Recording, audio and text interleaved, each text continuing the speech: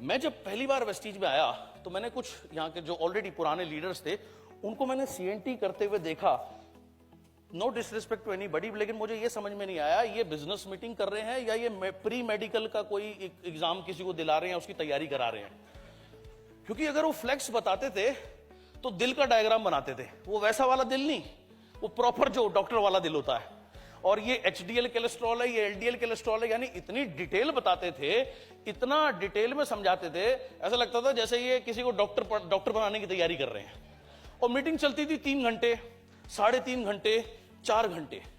मेरे एक्सपीरियंस से मैंने सीखा था यार, जो चीज डुप्लीकेबल नहीं है ना, वो नेटवर्क मार्केटिंग नहीं हो सकती, राइट?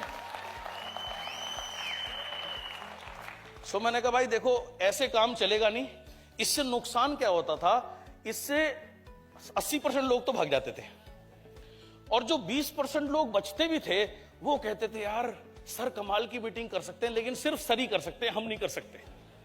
वो ये बोलते थे। देखिए, इस बिजनेस में एक बड़ा सिंपल रूल है, जिसके ग्रुप में जितनी ज्यादा मीटिंग होगी भाई उसका बिजनेस उतना ज्यादा बढ़ेगा, राइट?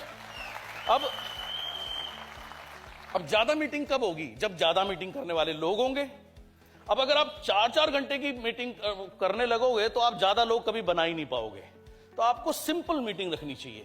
सो मैंने अपने दिमाग में सोचा कि यार मैक्सिमम 50 मिनट से ऊपर सीएनटी जानी नहीं चाहिए नए आदमी के लिए। पहला 5 मिनट कंपनी का बैकग्राउंड बताओ, 25 से 30 मिनट प्रोडक्ट के लिए बहुत है। उस समय तो इतने प्रोडक्ट नहीं थे, अब तो इतने प्रोडक्ट है। तो फ्यूचर में नहीं सोचा, मैंने कहा यार प्रोडक्ट बढ़ते जाएंगे, तो अगर सारे प्रोडक्ट बताने लगेंगे तो शाम हो जाएगी आदमी को तो प्रोडक्ट बताते बताते। तो सिर्फ ओवरव्यू देना है प्रोडक्ट का, और प्लान का भी सिर्फ आप ओवरव्यू ही दे सकते हो। प्लान तो जब आदमी काम करता है, करते करते समझ में आता है, उससे पहले कभी समझ में आ नहीं सकता, ये सच है। और पहले आपने किसी को बेसिक बता दिए, एबीसीडी सिखाओगे तभी तो सेंटेंस पर लेके जाओगे। अब पहले दिन ही अगर आप उसको सेंटेंस बढ़ाने लगोगे तो बच्चा भाग जाएगा, जिंदगी में कभी स्कूल नहीं आएगा, उसे लगेगा ये मेरे बस की बात नहीं है। So it should be very simple. So मैंने 45 से 50 मिनट की प्रेजेंटेशन तैयार करी, वो मैंने करनी शुरू करी। और शुरू में क्या होता था, सारी मीटिंग में खुद अकेला करता था। जब मैं कर लेता था हिंदी में तो सुदर्शन मोहंती जी आते थे, वो उड़िया में अपने कुछ लोगों को ब्रीफ करते थे, समराइज करते थे। तो जब उसने मेरी 5-6 मीटिंग देखी तो मैंने उसको कहा, मुझे अगेन मेरे एक्सपीरियंस से मुझे पता था अगर मैं अब इसको नहीं सिखाऊंगा मीटिंग करना, तो अभी तो मैं नया नेटवर्क बना है, यहां आ रहा हूं, जब तक मैं आऊंगा जब तक ही बिजनेस ग्रो करेगा। जब मैं आना कम करूंगा तो बिजनेस कम होगा, और जब मैं आना एक दिन बंद करूंगा तो बिजनेस ही बंद हो जाएगा। तो मैंने उसको कहा, मैंने कहा देख भाई ऐसे नहीं चलेगा, ऐसा है प्रोडक्ट मैं बताऊंगा, प्लान तू बताना। बोला नहीं नहीं नहीं, मेरे से अभी नहीं होगा। मैंने कहा तू करता तो है, बाद में मेरे बाद तू करता क्या, अपनी कुछ ना कुछ तो बोलता ही है, तो तू वही तो बदल रहा है, तो तू जैसा भी बोल तेरे को बोलना है। सो ऐसे मैंने उसको जबरदस्ती तैयार किया। एंड जितने भी आपके नए लोग होते हैं ना, आप जब उनको भी तैयार करोगे वो हमेशा आपको बोलेंगे मेरे से नहीं होगा, लेकिन आपको उनको तैयार करना है मीटिंग करने के लिए, अगर आपने ग्रो करना है। ज्यादातर लोग गलती क्या करते हैं, उन्हें ये लगता है मैं बहुत अच्छी मीटिंग करता हूं, मेरे करने से लोग साइन अप होते हैं, इससे नहीं होंगे, वो खुद ही करते रहते हैं। आपका पर्पस लोग साइन करना नहीं है, आपका पर्पस है लोगों को ट्रेन करना इस बिजनेस में, अगर आपने ग्रो करना है।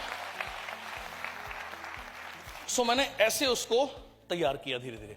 एंड शुरू में मैंने उसको बोला कि अब मैं देख वापस जा रहा हूं दिल्ली, अब मैं इस बार आऊंगा 4-5 दिन तुम्हारे यहां पर रहूंगा, एक काम करना। तब तक उसकी 25-30 लोगों की टीम बन चुकी थी। मैंने कहा मेरे एक काम करना, आप ना इन सब 25-30 लोगों के घर सबके घर होम मीटिंग रख देना, कम से कम एक सबके यहां, जो करवाए तो उसके यहां 2 भी रख सकते हो।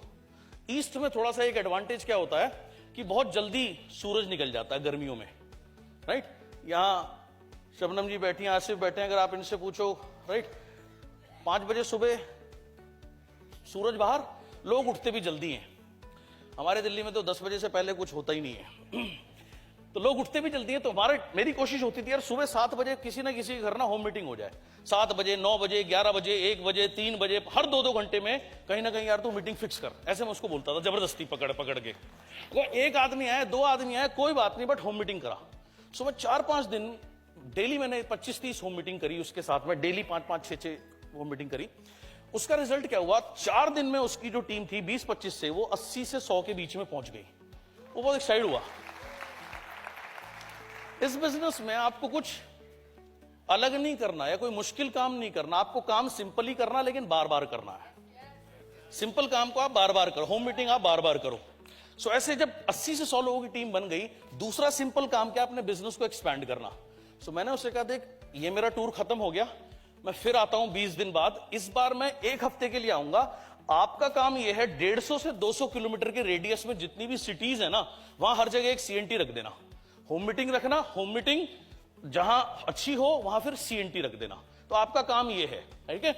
तो उन दिनों मेरा शेड्यूल होता था, मैं सुबह 5:30 बजे के आसपास अपना होटल छोड़ देता था, सुदर्शन को पिक करता था, फिर हम लोग जिस भी सिटी में गए, राइट। हमारी कोशिश होती थी दिन भर में हम कम से कम 3 से 4 सीएनटी कर सकें, और अगर होम मीटिंग कर रहे हैं तो 5 से 6 या 7 होम मीटिंग करें। एंड ऐसे हमने बिल्डअप करना शुरू किया। मुझे याद है हमारा शेड्यूल यही होता था, 5:30-6 बजे मैंने उसको पिकअप करना, रात को वापस आए तो कभी 10 बजे आ रहे हैं, कभी 10:30 बजे आ रहे हैं, अगले दिन फिर सुबह सेम शेड्यूल, और अगर ज्यादा दूर निकल गए तो जहां है वहीं रुक जाते थे। तो एक दिन हमें ऐसे काम करते हुए 10-12 दिन हो गए होंगे लगातार, डिफरेंट सिटीज में जा करके। एक दिन वो मुझे बोला, भाई जैसे आप मुझसे काम करा रहे हो ना, मेरी बीवी मेरे को तलाक देने वाली है। मैंने बोला क्यों? बोला भाई 12 दिन हो गए मैं घर नहीं गया, जाता भी हूं, कभी एक आध दिन बीच में छोड़ते भी हो तो 11 बजे छोड़ते हो, सुबह फिर भूत की तरफ 5:30 बजे आ जाते हो। और 12 दिन हो गए मैंने मेरे बच्चे को उठते हुए नहीं देखा। बोलो भाई मेरी बीवी तो मेरे को छोड़ के जाने वाली है। मैंने कहा देख भाई, मैं तेरे को जिस तरीके से काम करा रहा हूं ना, तेरी बिजनेस वॉल्यूम वाली बीवी बहुत बढ़ने वाली है। और जब बिजनेस वॉल्यूम वाली बीवी बढ़ती है तो घर में लक्ष्मी आती है, जब घर में लक्ष्मी आती है तो घर की लक्ष्मी भाई छोड़ के नहीं जाती, बल्कि बहुत खुश होती है। सो मैंने यही कहा, मैंने कहा प्लीज बेयर विद मी, थोड़ा टाइम और। मैंने कहा ये देख, ये ना टीथिंग प्रॉब्लम है। आप देखते हो बच्चों के जब दांत निकलते हैं तो उसको बड़ी दिक्कत होती है, बड़ा दर्द होता है, इरिटेट होता है, पेट खराब होता है, राइट। ग्राइप वाटर देते हैं तो दांत निकलते समय बड़ी तकलीफ होती है किसी भी बच्चे को। लेकिन एक बार दांत निकल जाए तो जिंदगी भर उसी दांत से वो बच्चा रोटी खाता है।